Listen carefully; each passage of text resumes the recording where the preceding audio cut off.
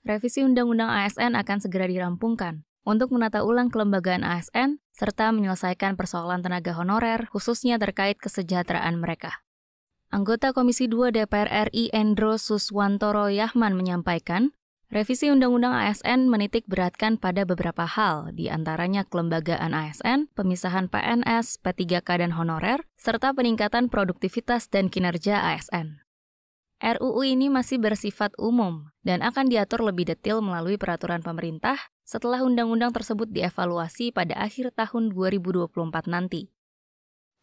Di dalam undang-undang ini kan masih bersifat umum. Nanti akan dituangkan dalam bentuk peraturan pemerintah. Dalam waktu dekat setelah ini disahkan, PP itu akan keluar pengaturannya seperti apa. Dan ini kan penataannya sampai Desember, diberi waktu Desember 2024. Kita melakukan evaluasi dan juga menyusun peraturan pemerintah tentang penataan honorer ini seperti apa langsung ke P3K atau P3K paruh waktu dan sebagainya, itu nanti akan kita bahas antara pemerintah dengan DPR. Salah satu fokus dalam revisi Undang-Undang ASN ini adalah untuk menyelesaikan persoalan tenaga honorer yang menumpuk sehingga menghambat para lulusan baru yang ingin mencari kerja. Idealnya, seleksi ASN dilakukan rutin setiap tahun agar regenerasi berjalan dengan baik. Selain itu, analisis terhadap kebutuhan pegawai juga harus dilakukan secara cermat agar pengadaannya sesuai dengan kebutuhan instansi.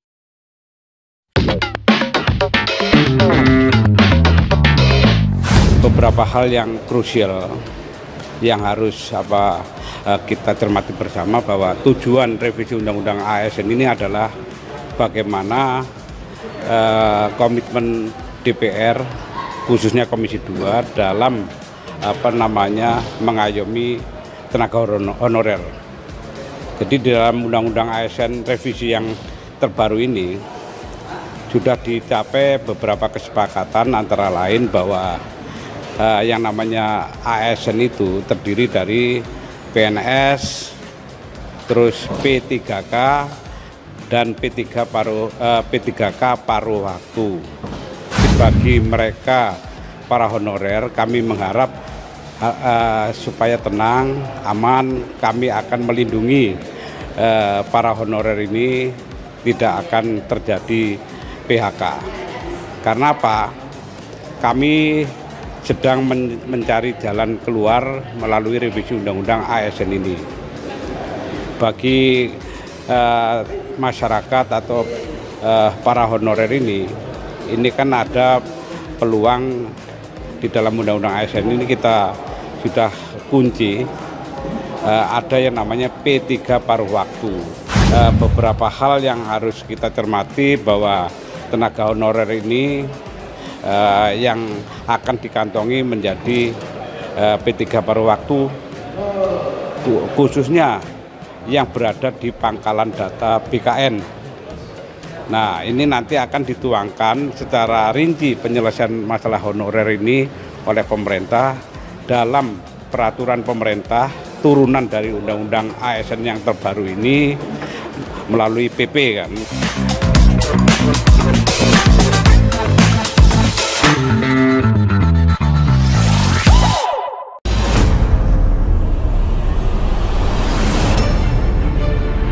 Alhamdulillah kami menyampaikan rasa syukur yang mendalam, ya, karena tadi sebagaimana sudah dikatakan, diperlukan waktu yang cukup lama dan mendetail penyelesaian undang-undang ASN ini.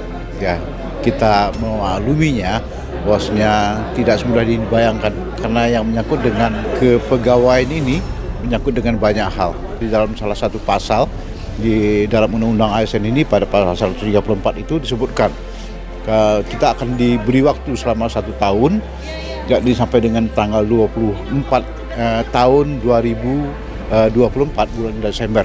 Persoalan pegawai honornya akan dapat kita tata ulang, ya, kita selesaikan. Penataan di sini dimaksudkan artinya penyelesaian, dan tidak ada lagi pegawai-pegawai honor. Dan ini akan diatur dengan peraturan pemerintah sebagaimana yang akan kita selesaikan bersama-sama.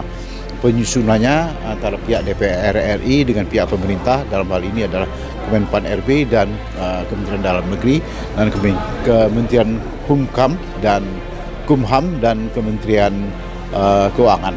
Jadi ini akan kita selesaikan dalam waktu yang tak begitu lama. Mudah-mudahan dengan adanya kesepakatan kita untuk menyelesaikan undang-undang ini, saya kira persoalan pegawai honor dan persoalan kepegawaian ke depan dan apa yang menjadi harapan kita bersama dan harapan Bapak Presiden agar pegawai negeri dapat menjadi pegawai negeri yang berkelas dunia bisa diwujudkan dengan undang-undang ini.